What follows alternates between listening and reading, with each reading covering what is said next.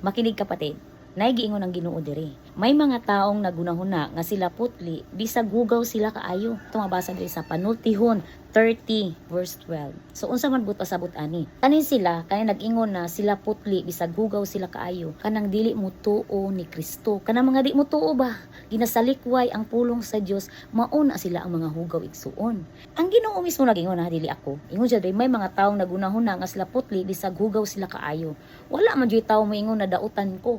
Ang kasagaran man jud ginaingon sa tawo na buutan ko bisag wala ko nangalagad, maayo ko bisag wala ko nangalagad, wala ko gasimba, maayo mo kog batasan. Ang but pasabot ana igsuon, mauna sila ang giingon diri na pulong, hugaw sila kaayo. Kay nganong hugaw? Kay ang makapahinlo kanato ang atong pagtuo diha sa atong Ginoong Hesukristo. Pasaha diha sa Roma 10:9 to 10.